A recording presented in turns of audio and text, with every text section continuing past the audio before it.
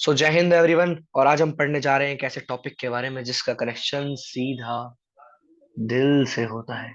जी हाँ, ये दिल बड़ा ही प्यारा होता है बिकॉज ये दिल जो होता है ना, वो लड़कों का दिल होता है। और इस दिल के अंदर आपको वेना कावा के अलावा, आर्टेरियम के अलावा, वेंट्रिकल्स के अलावा, अरोटा के अलावा बहुत सारी फीलिंग्स,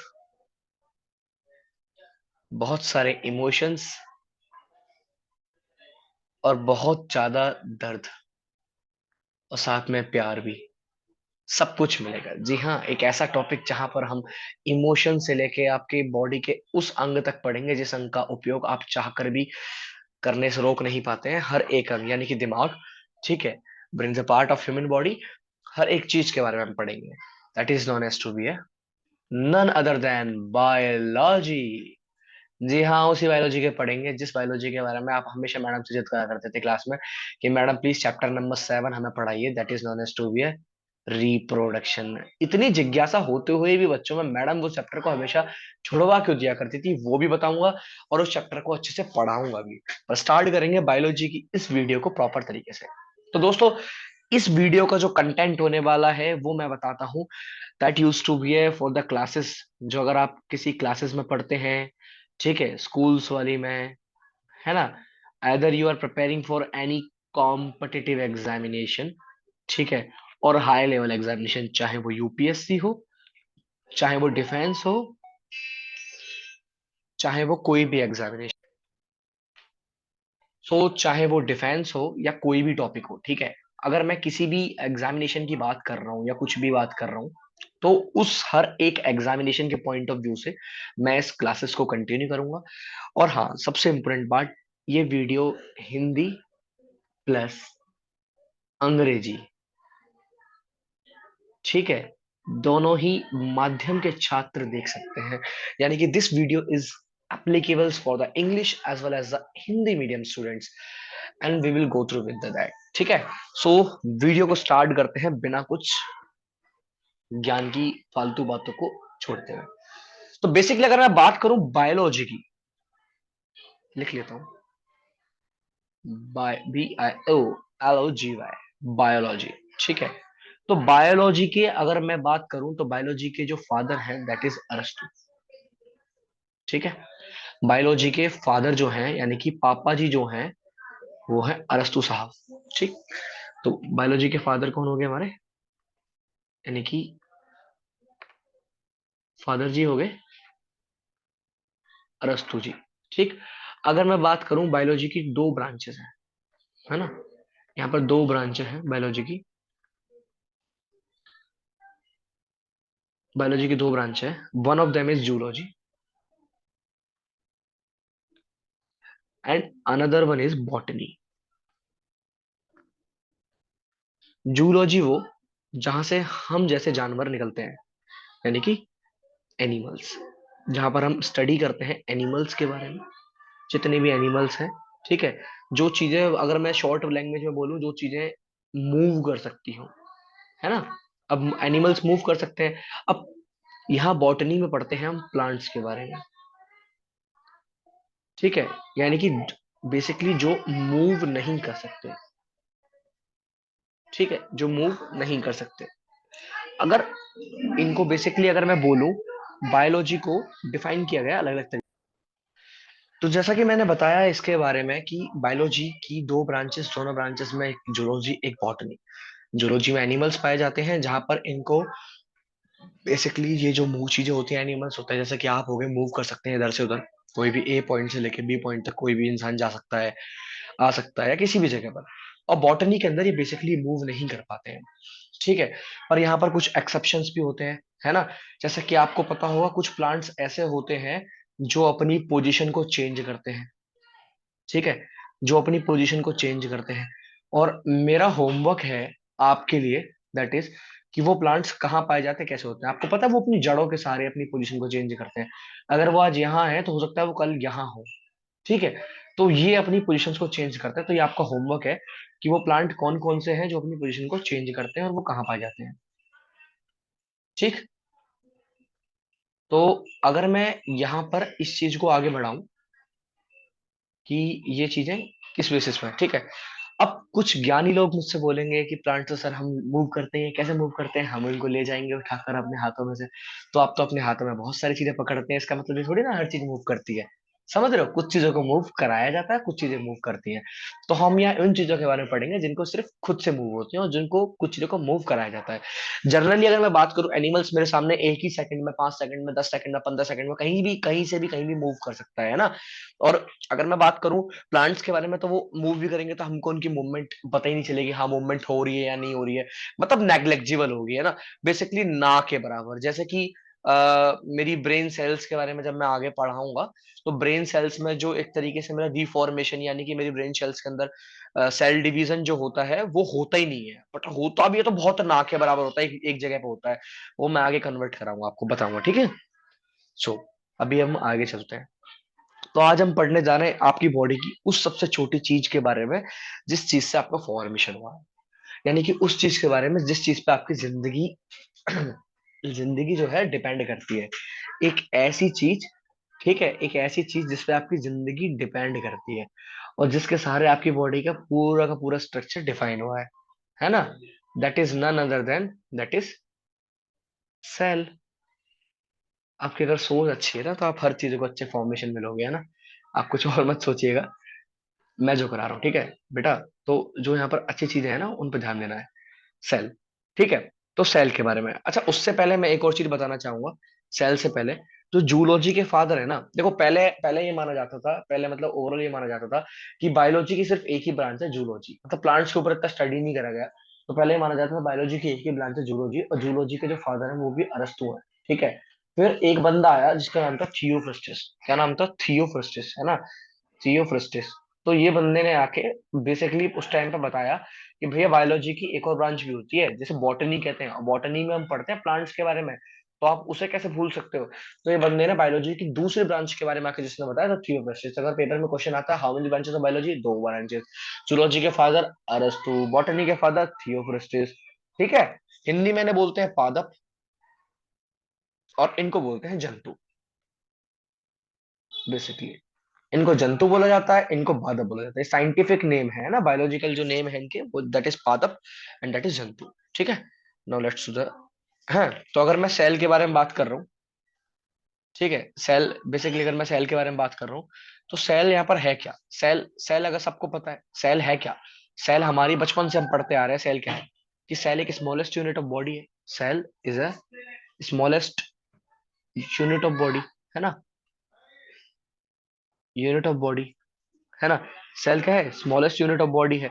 और सेल के बारे में अगर मैं प्रॉपर तरीके से बोलूं, सेल की स्टडी को अगर हम कुछ बोलेंगे, तो सेल की स्टडी स्टडी को बोला जाता है साइटोलॉजी, यानी कि सेल के अध्ययन को क्या कहा जाता है? साइटोलॉजी, साइटोलॉजी, ठीक है। और cell smallest unit of body है। भाई स्मॉलेस्ट यूनिट ऑफ बॉडी कैसे है, देखो एग्जांपल देता हूँ मैं। मेरे घर में एक दीवार है, आप सभी के घर में भी होगी, है ना, ऑब्वियस सी बात है। वो दीवार जो है ना, वो बहुत सारी सारी सारी सारी सारी छोटी छोटी छोटी छोटी ईंटों से बनी है ना। तो पहले ईंट आई, ठीक है, ईंट के बाद उसके बाद वॉल बनी, है ना, दीवार बनी, दीवार के बाद पूरा रूम बना, है ना। उस रूम के बाद बाकी और स्ट्रक्चर बना पूरी बॉडी का, और स्ट्रक्चर बनने के बाद मेरा पूरा घर बना। Basically that is home, home sweet home, जिसमें आप एक स्वीटी को चाहते हो जो आपकी जिंदगी को सच में स्वीट बना दे। स्वीटी आ जाएगी, आ जाएगी। याद रखना दर्द बहुत होता है जब स्वीटी चली जाती है तो, ठीक है। मैं पहले ही बता रहा हूँ, वॉर्न रहना इन चीजों को लेके। स्वीटी आ तो जाएगी पर स्वीटी से दर्द बहुत होगा बेटा। स्वीटी जिंदगी को, तुम्हारी रंगीन जिंदगी को काला करके चली जाएगी। स्वीटियों का यही होता है, स्वीटियां हमेशा जिंदगी को काला कर देती हैं। अरे किसी का नाम स्वीटी हो तो वो बुरा मत मानना प्लीज, है ना। चलो कोई नहीं। तो अगर मैं सेल के बारे में बात करूं, सेल की स्टडी को क्या कहा जाता है? Cytology. And the cell, the study of cell is known as to be unit, smallest unit of body, ठीक है। तो अगर मैं सेल की एक और चीज बात करूं, डिस्कवरी। सेल की डिस्कवरी किसने करी थी? ये वो इंसान जिसने हमारी जिंदगी को बर्बाद करने की वजह से ज्यादा हक था, दैट इज रॉबर्ट हुक, है ना। आप जैसे इंटेलिजेंट बच्चे जो उसकी जिंदगी इनकी बर्बाद करी, दैट इज रॉबर्ट हुक।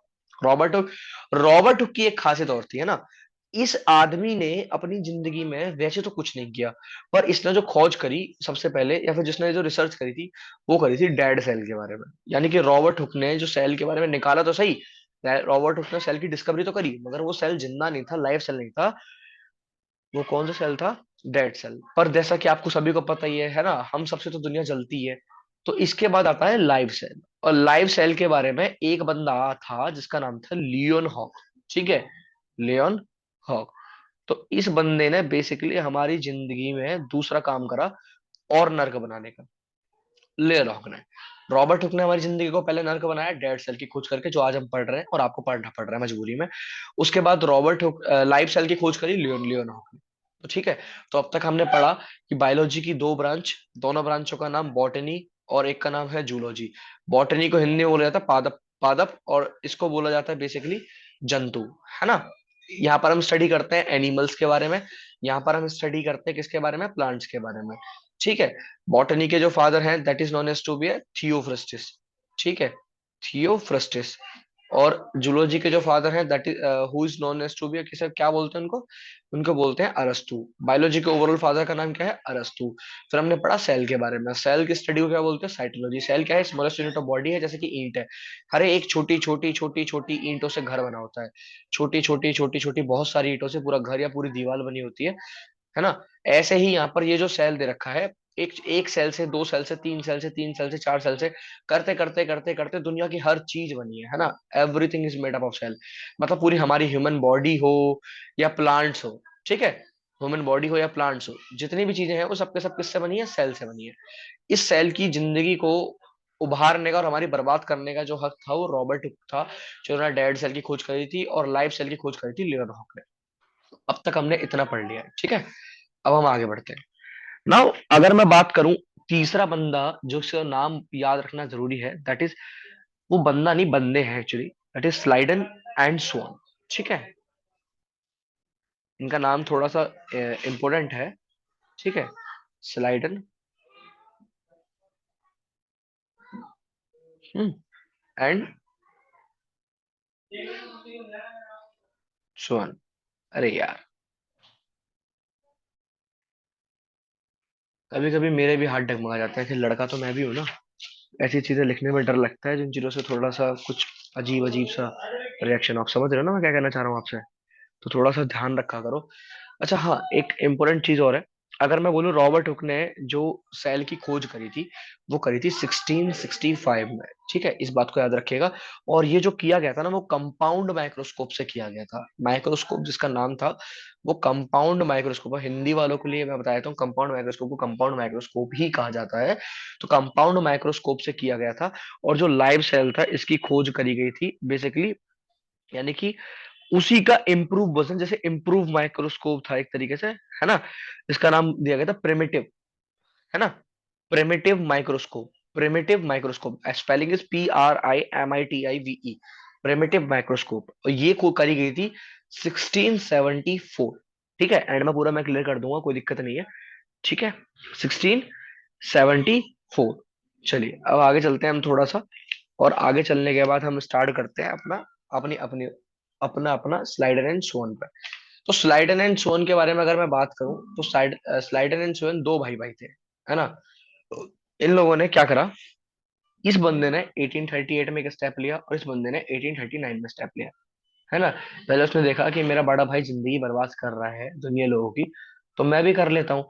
तो स्लाइडन एंड सोन के बीच में दो चीजें हुई। पहला क्या हुआ, इन दोनों ने मिलकर एक ही काम करा, पूरी बॉडी का, है ना, फुल बॉडी। यानी कि पहले तो इन्होंने थ्योरी दी, सेल थ्योरी, बता देता हूँ। इन दोनों ने मिलकर पहले सेल थ्योरी दी। ठीक है, इन दोनों ने मिलकर सेल थ्योरी दी, और जिस सेल थ्योरी में इन्होंने पता क्या बताया, अगर ये आपकी प्रेमिका का हाथ है,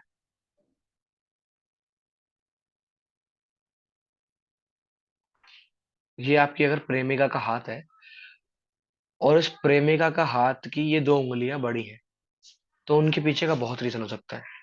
खैर, अगर आपकी प्रेमिका का ये हाथ है और प्रेमिका अपने हाथ का यूज नहीं कर पा रही है ना, इस उंगली का, यानी कि इस उंगली का, या इस उंगली का, या किसी भी उंगली का, अगर आपकी प्रेमिका अपने हाथ को यूज नहीं कर पा रही है, रीजन क्या था कि आपके प्यार में उसने एक उंगली काटने का ड्रामा किया।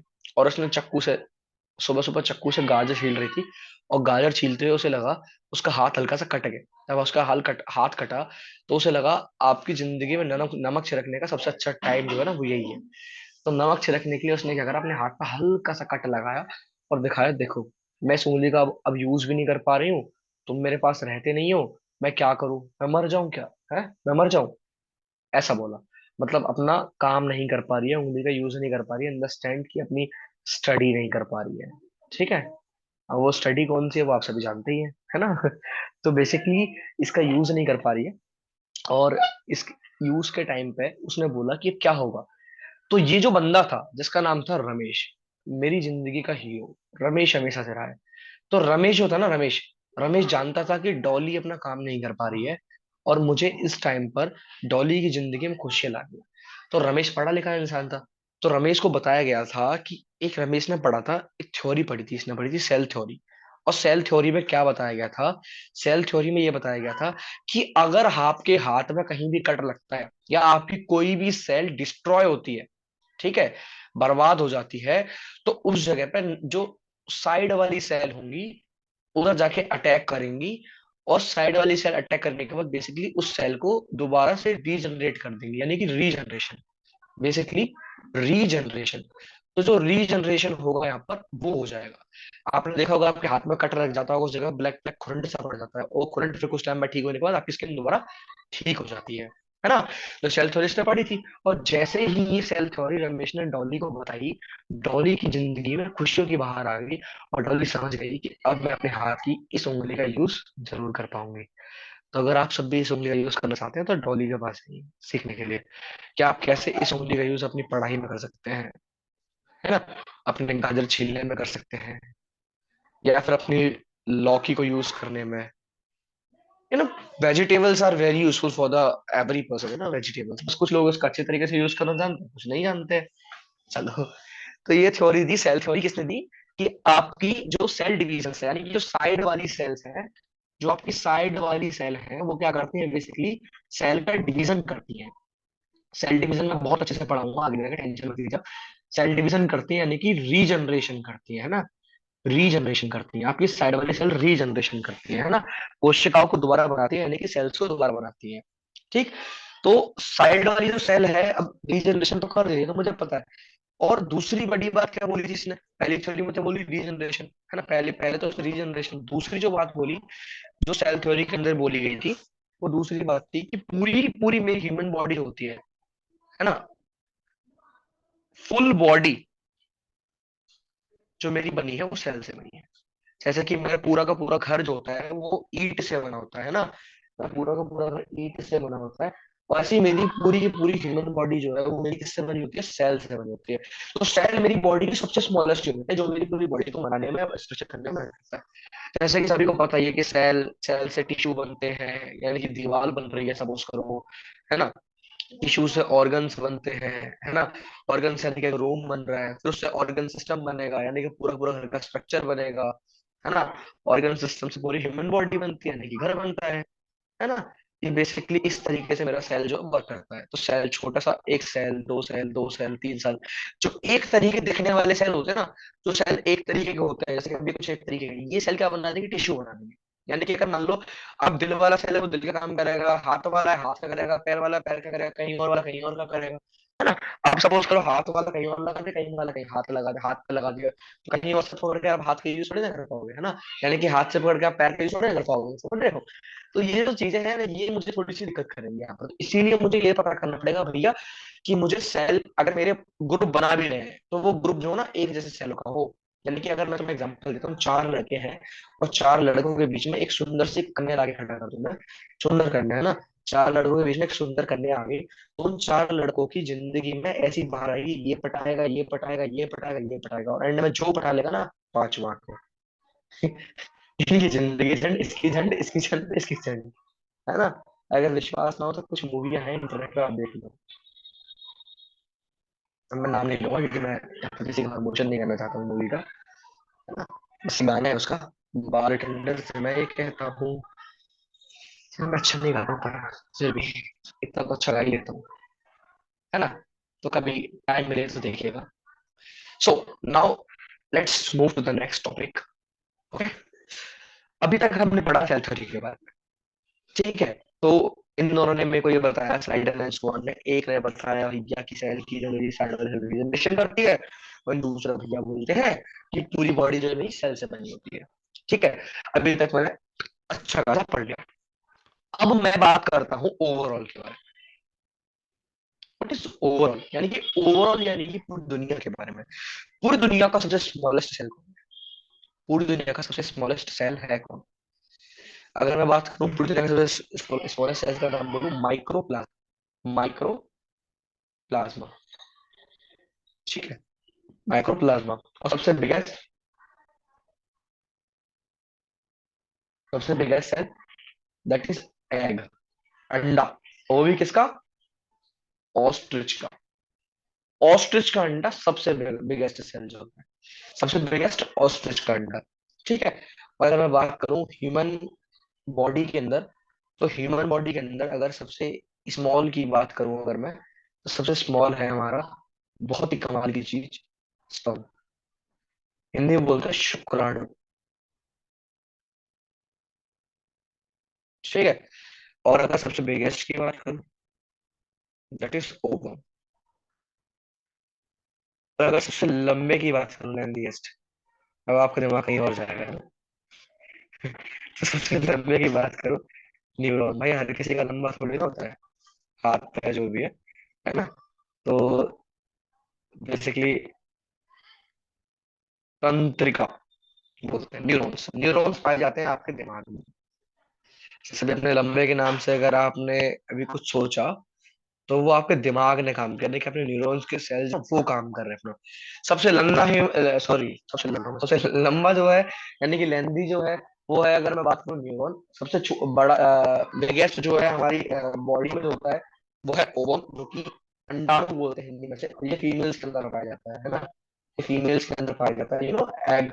जहाँ पर आप जब अपना, बेसिकली जब एक मेल पर्सन जो होता है वो फीमेल के साथ जब ड्यूरिंग द सेक्सुअल रिप्रोडक्शन, ठीक है ना, जब वो एक रिलेशन वहां पर बना रहा होता है उस टाइम पर, तो बेसिकली जो मेल होता है वो अपना स्पर्म को इजैकुलेट करता है। उसका जो स्पर्म होता है वो इजैकुलेट होके एक बड़ी सुंदर सी जगह पर वजाइना के अंदर एंटर करता है। एंड वो वहां जाने के बाद, है ना, वो जाने के बाद देन वहां पर वो अंडाणु जो जैसे हम बोलते हैं, वहां पर ओवम जो होता है वहां पर उसके पास पहुंचता है। देन इसके बाद प्रोसेस होती है, काफी लंबी प्रोसेस है, human to go every, you know what is special in biology, कि जैसे मैंने बोला सुंदर सी चीज, शायद कुछ लोगों के माइंड में गलत थिंकिंग है, every single part of human body. अगर मैं ह्यूमन बॉडी के हर सिंगल पार्ट की बात करूँ, that is very beautiful. Every single part, चाहे मैं आंख हूं, नाक हूं, कान हो, या हमारे सेक्सुअल पार्ट्स हो, एवरीथिंग इज ब्यूटीफुल, बिकॉज भगवान ने हमारी बॉडी को इस तरीके से डिजाइन किया है, that is perfect. Bro, that is perfect. Human body is perfect. हम भगवान ने जितनी भी चीजें नेचर में मिलेंगी ना, that are perfect. Who the hell are we, है ना, who the hell are we, जो हम डिसाइड करेंगे ये परफेक्ट नहीं है, ये परफेक्ट है। तो every single thing is perfect. Start respecting each and every girl हो, चाहे बॉय हो, चाहे वो ट्रांसजेंडर हो, कोई भी हो। हर एक चीज की, हर एक इंसानों की तुम रेस्पेक्ट करोगे ना लाइफ में, तभी तुम आगे बढ़ोगे लाइफ में। क्योंकि अगर तुम्हारे अंदर, पहली बात, तुम्हारे अंदर ये चीजें है ही नहीं कि तुम किसकी रेस्पेक्ट करनी चाहिए, किससे बात करनी चाहिए, किससे नहीं करना चाहिए, तो मेरे भाई ये चीजें ना तुम्हारे लाइक बेसिकली तुम्हारे मोरल्स को दिखाती है। और कहीं ना कहीं तुम्हारे मोरल्स अगर कमजोर है ना, तो लाइफ में तुम कितना भी ऊपर चले जाओ, तुम्हारा ग्राफ हमेशा नीचे बनेगा, याद रखना, है ना। एक होता है ना ई का ग्राफ, एक होता है एल का ग्राफ, लॉगरिथम का ग्राफ। तो if you want to be convert E X graph, है ना, एक होता है एल का ग्राफ जो होता है, लॉगरिथम का ग्राफ जो होता है, तो लॉगरिथम ग्राफ हमेशा नीचे गिराता है तुमको। और ई का ग्राफ, और तुमको पूरी तरीके से नीचे भी नहीं करने देगा, पता है, लॉगरिथम का ग्राफ नीचे आता है बट वो कभी मिलता नहीं है। तो क्या फायदा है इस जिंदगी का? ई हमेशा ऊपर ले जाता है। तो एक्सपोनेंशियल बनो, लॉगरिथम मत बनो, ठीक है। Try to be exponential, don't be logarithm, ठीक। So this is all about like normal normal चीजें जो हमने पढ़ी। अब हम पढ़ते हैं बहुत ही प्यारी चीज, दैट इज रीजनरेशन।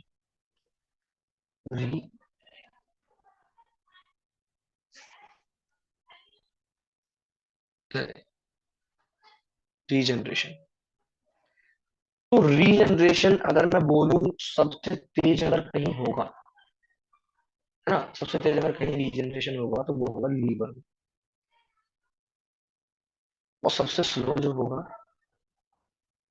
वो होगा तुम्हारे ब्रेन में।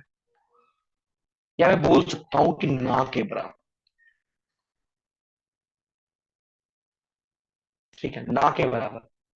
ना के बराबर, नेग्लिजिबल, यार होता ही नहीं है ये, समझ लो तरीके से, जहां पर रीजनरेशन। तो यानी कि अब तुम समझ रहे हो ना, यहाँ पर मेरे ब्रेन में कौन है, न्यूरॉन्स है। न्यूरॉन्स है। ठीक है, मेरे ब्रेन में न्यूरॉन्स है, मैं न्यूरॉन्स की बात करूँ, न्यूरॉन में मेरी नॉर्मल सेल्स है ना। तो ये न्यूरॉन्स है, न्यूरॉन्स की बात करते हैं, तो यहाँ पर रीजनरेशन होता ही नहीं है, समझ रहे हो, है ना। तो तुम कुछ सोचो, अगर तुम्हारी, अगर रमेश की लड़ाई डॉली से हो जाती है, ठीक है, तो बेसिकली रमेश और डॉली के बीच में क्या होगा, है ना। तो रमेश यहाँ खड़ा होगा और डॉली यहाँ खड़ी होगी। तो जो होगा, डॉली आएगी, डॉली आकर चाकू मारेगी, तो जब वो चाकू मारे ना, तो अपना लीवर सामने कर देना अपनी बॉडी का, है ना। लीवर ही सामने करना भाई, कुछ और सामने मत करना। पता चले तुम जिंदगी में कुछ कुछ भी लाइक ना हो, है ना, कभी पता चले अपने दिल को सामने कर दो कि मैं तुमसे बहुत प्यार करता हूँ, है ना। तो अपने दिल को सामने मत करना, अपने लीवर को सामने रखना। और लीवर को सामने रखने के बाद उससे बोलते हैं लो या मार दे। तो वो उसको ना, उसका दुख भी निकल जाएगा, उसका गम भी निकल जाएगा, सब कुछ हो जाएगा।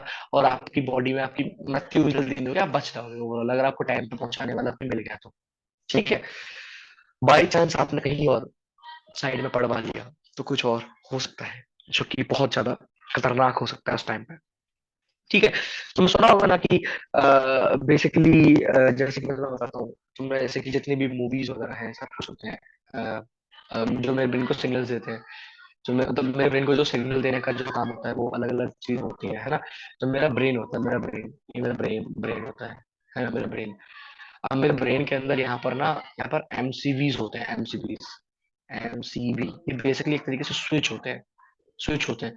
तुमने देखा है तुम्हारे घर में एमसीबी लगा होता होगा, जहां पर पूरी लाइट का कंट्रोल होता होगा, है ना। ऐसा करके स्विच होते होंगे दो तीन एमसीबी के। तो अगर तुम उसको नीचे गिरा दो एमसीबी को, तो बेसिकली पूरे घर की लाइट कट ऑफ हो जाती है ना, पूरे घर की लाइट कट ऑफ हो जाएगी।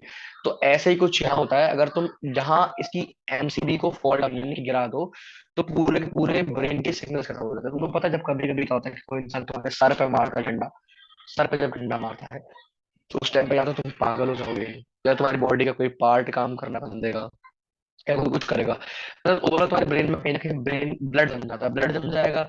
ब्लड ब्लड जम जाएगा, ये डंडा मार किसी ने अंदर ही अंदर वो जम गया, और वो ब्लड जमने के बाद सपोज करो वो बाहर नहीं है, तो यहाँ पर कहीं ना कहीं मेरा जो फ्लो होगा वो रुक जाएगा। तो एमसीबी जो होंगे वो नीचे गिर जाएंगे, और एमसीबी गिरेंगे मतलब स्विच नीचे गिर गया, स्विच नीचे गिर गया तो तुम्हारी बॉडी डेड हो जाएगी। तुम यूं अपनी लंबी सी जीभ, जीभ है भाई ये, है ना, अपनी लंबी सी जो जीभ है ना, उसे निकाल के अपना आराम से पड़े होंगे कि भाई क्या हो रहा है, समझ ही नहीं होगा तुमको, नहीं होगा। और देखिए वो डॉक्टर आएगा, उस ब्लड को साफ करेगा, वहां से निकालेगा, तुम एकदम चिकने चिकने ब्रेन के जाओगे, देन तुम बन जाओगे हैंडसम लौंडा। ठीक है, हैंडसम लौंडा मतलब रमेश। ठीक है, रमेश, तुम रमेश बन जाओगे। तो रमेश, मैं बताना क्या चाहता हूँ, मैं बताना चाहता हूँ मेरे ब्रेन को जो कंट्रोल कर रही है वो एमसीबीज कर रही है, यानी कि एमसीबी अगर ऑन है तो उसका मतलब समझ लो मेरे ब्रेन को सिग्नल्स मिल रहे हैं। और अगर एमसीबीज अगर ऑफ है ना, तो मेरे ओवरऑल मेरे ब्रेन को सिग्नल नहीं मिल रहे हैं। तो एमसीबी क्या एक तरीके से स्विच की तरह वर्क करेगी, स्विच की तरह वर्क करेगी। तुमने मूवी देखी होगी तेरे नाम, अब तेरे नाम हो, है ना, चाहे दूसरी मूवी एक और थी ना वो, क्योंकि, है ना, क्योंकि इट्स फॉल्स करके थी जो एक मूवी, सलमान खान की थी, दोनों मूवी। तुमने देखा है कि इसमें सलमान खान जो डॉक्टर की लड़की से प्यार करता है, और डॉक्टर की लड़की से प्यार करने के बाद बेसिकली यहाँ पर क्या होता है कि वो लड़की जो होती है सलमान खान को, और मतलब पता है प्यार व्यार करने लगती है टाइम पे बाद में। तो उसका बाप जो होता है, डॉक्टर की लड़की का जो बाप होता है वो डॉक्टर होता है, सीनियर डॉक्टर।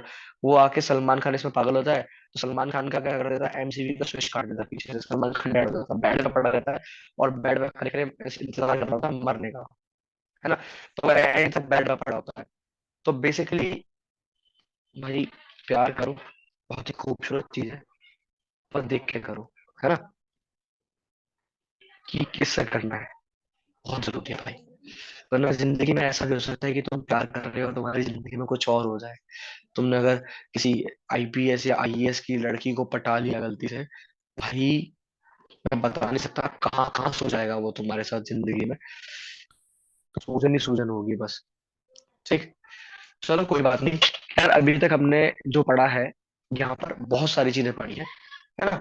और आज हमने पढ़ा बायोलॉजी, बायोलॉजी के ब्रांचेस वगैरह। एक बार गो थ्रू कर लेते हैं हमने क्या क्या पढ़ा। हमने पढ़ा बायोलॉजी की दो ब्रांच, दो ब्रांच के बाद एक जूलॉजी एक बॉटनी। ठीक है। बेसिकली इनमें अलग अलग ब्रांच, एक जूलॉजी एक बॉटनी।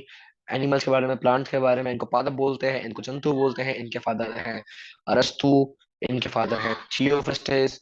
ठीक है, ये मूव कर सकती हैं, ये मूव नहीं कर सकती हैं, है ना। और बेसिकली बायोलॉजी के भी फादर जो है अरस्तु हैं। और इसके बाद हमने पढ़ा है यहाँ पर बायोलॉजी की जो सबसे पहले हमने पढ़ा टॉपिक जो हमने शायद आज स्टार्ट किया है, सेल की स्टडी के बारे में, that is cytology. Smallest unit of body क्या है, हमारा सेल होता है ना। और सेल के बाद हमने पढ़ा यहाँ पर सेल की जो डिस्कवरी करी है वो रॉबर्ट हुक चाचा ने करी है। इन चाचा ने हमारी जिंदगी बर्बाद करी डेड सेल के through.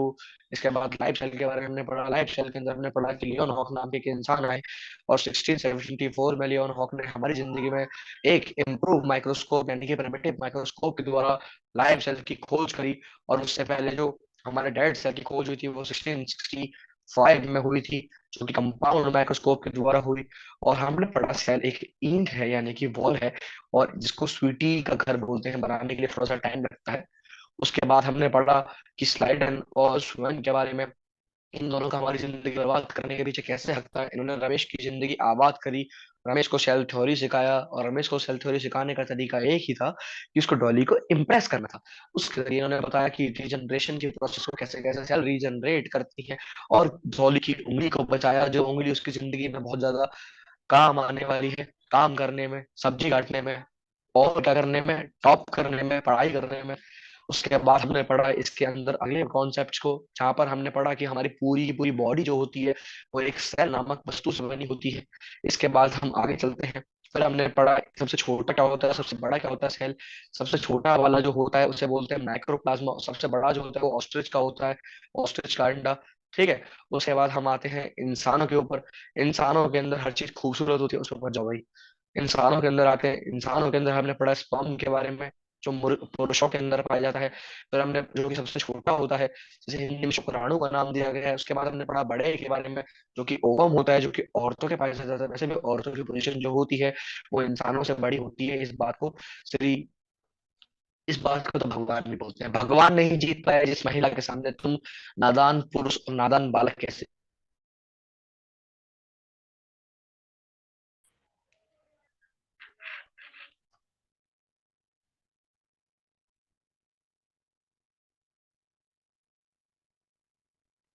So guys, video pause हो गई थी। I hope I am so sorry for that pausing. I am so sorry guys अगर वीडियो पॉज हो गई थी तो। हम अच्छे खासे कॉन्सेप्ट पे चल रहे थे, अपनी कथा सुना रहे थे, शायद भगवान की बात कर रहे थे, भगवान बुरा मान गए।